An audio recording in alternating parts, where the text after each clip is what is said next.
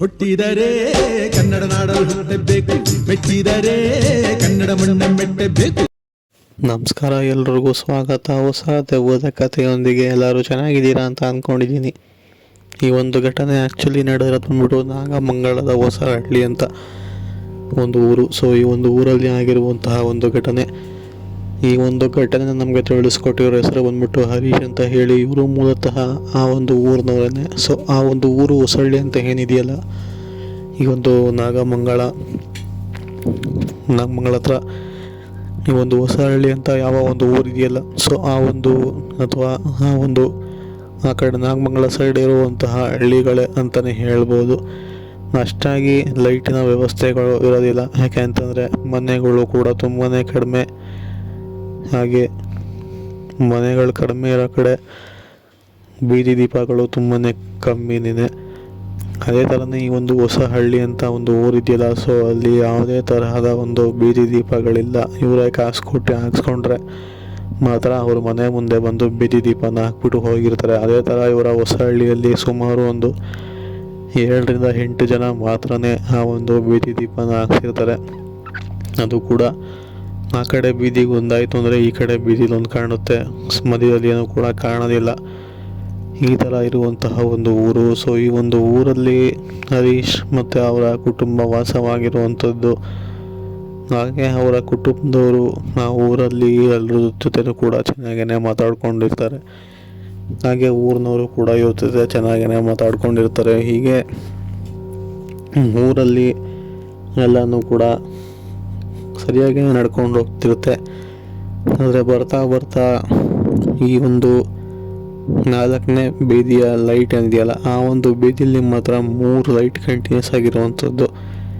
ಆ ಕಾರಣಕ್ಕಾಗಿಯೇ ಆ ಒಂದು ಬೀದಿಯಲ್ಲಿ ಜನ ಮಾತಾಡಬೇಕು ಅಂದರೆ ಅಲ್ಲೇ ಬಂದು ಮಾತಾಡ್ತಾರೆ. ಯಾಕೆ ಅಂತಂದರೆ ಲೈಟ್ ಇದೆ ಅಂತ ಹೇಳಿ. ಅದರಲ್ಲಿ 2 ಲೈಟ್ ಕೆಟ್ಟೋಗಿರುತ್ತೆ. ಒಂದು ಲೈಟ್ ಮಾತ್ರ ಅವಾಗವಾಗ ಮಿಣ್ಕ ಅಂತ ಹೊಳಿತಿರುತ್ತೆ ಅಷ್ಟೇ. ಇದ್ದಂತೆ ಅದು ಕೂಡ ಕೆಟ್ಟೋಗುವಂಥ ಪರಿಸ್ಥಿತಿಗೆ ಬಂದಿರುತ್ತೆ. ಆದರೆ ಅವರು ರೆಡಿ ಮಾಡಿಸಿರೋದಿಲ್ಲ. ಸರಿ, ಏನೋ ಲೈಟ್ ಬೇರೆ ಇಲ್ಲ ಅಂತ ಹೇಳಿ ಸುಮಾರು 4-5 ದಿನದಿಂದ ಯಾರೂ ಕೂಡ ಅಷ್ಟಾಗಿ ಮಾತಾಡ್ತಾ ಇರೋದಿಲ್ಲ. ಸರಿ ಬಿಡು ಅಂತ ಹೇಳಿ ಬೆಳಗ್ಗೆ ಅವರು ಆರಾಮಾಗಿದ್ದು ಬೆಳಗ್ಗೆ ಬಂದು ಆ ಒಂದು 3 ಲೈಟ್ ಒಟ್ಟಿಗೆ ಇದೆಯಲ್ಲ, ಸೊ ಅಲ್ಲಿ ಏನಾಗಿದೆ ಅಂತ ಹೇಳಿ ರಿಪೇರಿ ಮಾಡೋಣ ಅಂತ ಹೇಳಿ ಆ ಮನೆಯವರು ಕರೆಸ್ತಾರೆ. ಸೊ ಹಾಗೆ ಲೈಟ್ ಕಂಬನ ರಿಪೇರಿ ಮಾಡಿಬಿಟ್ಬಿಟ್ಟು ಕೂಡ ಹೋಗ್ತಾರೆ. ಬಟ್ ಆದರೂ ಆವತ್ತಿನ ರಾತ್ರಿ ಕೂಡ ಲೈಟ್ ಆನ್ ಆಗೋದಿಲ್ಲ. ಸೊ ಬಿಡು, ಲೂಸ್ ಕನೆಕ್ಷನ್ ಆಗಿರಬೇಕು, ಮತ್ತೊಮ್ಮೆ ಬೆಳಗ್ಗೆ ಕರೆಸಿ ಲೈಟ್ ಆನ್ ಆಗಿಲ್ಲ ಅಂತ ಹೇಳಿದ್ರೆ ಮುಗೀತು, ರಿಪೇರಿ ಮಾಡಿಕೊಟ್ಟು ಹೋಗ್ತಾರೆ ಅಂತ ಹೇಳಿ ಅವರು ಕೂಡ ಸುಮ್ಮನೆ ಆಗಿರ್ತಾರೆ.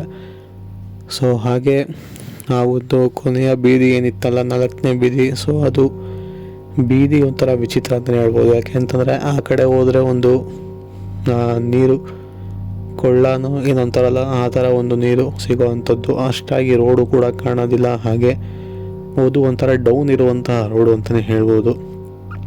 ಸೊ ಈ ಹಿಂದೆ ಯಾರೋ ಅದೇ ದಾರಿಯಲ್ಲಿನ ಲೈಟ್ ಇಲ್ಲದೇ ಇದ್ದಂತಹ ಕಾರಣ ಗಾಡಿನ ಸೀದಾ 4ನೇ ಬೀದಿ ಓಡಿಸ್ಕೊಂಡು ಹೋಗಿ ಆ ಒಂದು ನೀರಿದೆಯಲ್ಲ, ಕೊಳ ಅಂತಾರಲ್ಲ, ಅದು ಒಂದು ಸುಮಾರು ತುಂಬಾ ಆಳ ಇರುವಂಥದ್ದು, ಒಂದು 20ರಿಂದ 25 ಅಡಿ ಆಳ ಇರುವಂತಹ ಒಂದು ಕೊಳ ಅಂತಲೇ ಹೇಳ್ಬೋದು.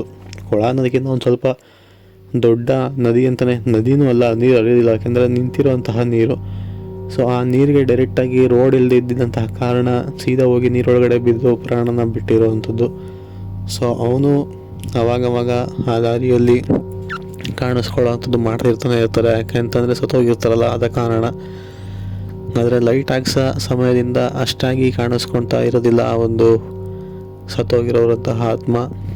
ಸೊ ಇದ್ದಕ್ಕಿದ್ದಂಗೆ ಆ ದಿನ ಲೈಟೆಲ್ಲ ಹೋಗಿದ್ದಂತಹ ರಿಪೇರಿ ಮಾಡಿಸಿದ್ರು ಕೂಡ ಲೈಟ್ ಆನ್ ಆಗಿರಲಿಲ್ವಲ್ಲ.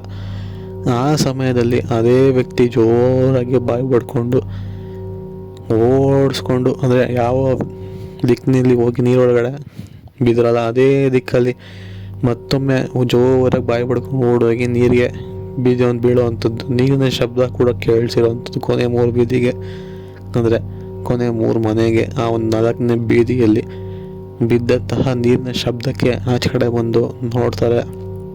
ಅಲ್ಲಿ ಏನು ಕೂಡ ಇರೋದಿಲ್ಲ. ಇದಕ್ಕಿದಂಗೆ ಈ ಥರ ಸೌಂಡ್ ಆಗೋದಿಲ್ಲ ಅಂತ ಹೇಳಿ ಕೊನೆಗೆ ಆ ಒಂದು ಶಬ್ದ ಇಡೀ ಊರವ್ರಿಗೆಲ್ಲರೂ ಕೂಡ ಕೇಳಿಸಿರುತ್ತೆ. ಅಷ್ಟು ಜೋರಾಗಿ ಬಾಯಿ ಬಡ್ಕೊಂಡು ಹೋಗಿ ನೀರೊಳಗಡೆ ಬಿದ್ದಿರೋವಂಥದ್ದು.